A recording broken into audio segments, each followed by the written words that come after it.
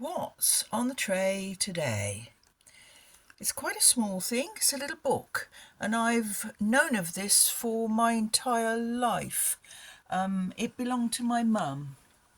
It's her staff book from when she worked at C&A's in Birmingham, and the date on the back of it is 1938, and that's when she joined C&A's. 1938.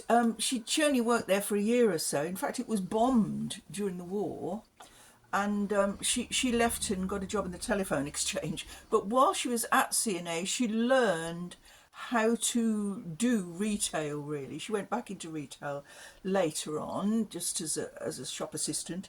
But while she was at C&A's, the rules were very, very strict. Anyone who doesn't remember C&A's, it was there were a group of stores. They're still in existence all over Europe, except not in England and Wales and Scotland anymore. They were obliterated from our lives, which is a great shame because it played a part. C&A's did. They started off in, I believe, 1841, and that the C&A stands for C and A Brenninkmeijer, which were two brothers from the Netherlands who started a chain of stores. As the importance was that they were in the provinces. If you couldn't get to London, which I couldn't when I was young, the clothes in C&A's were pretty good, pretty damn good. Let's have a look at one. This is a suit here, look. This is a man's suit from the 80s, from the last days really of C&A's.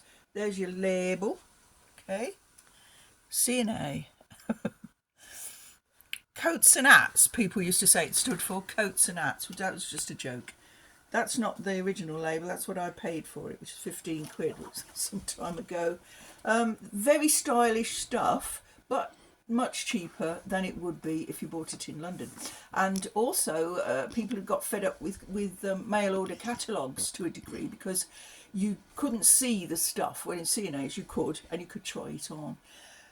So the staff rules in 1938 were very, very strict indeed. My mum said you used to have to stand back and then be called forward.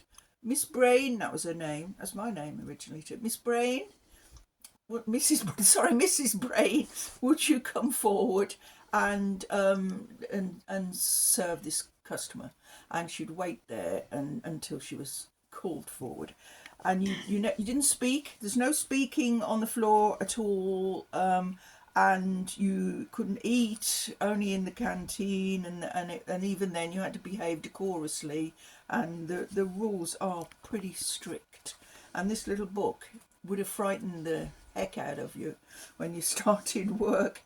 For members of the staff only, the policies and rules of C&A's in 1938. The big one in Birmingham is the one that I remember well. Anybody else remember that? On Corporation Street. Wonderful. C&A's.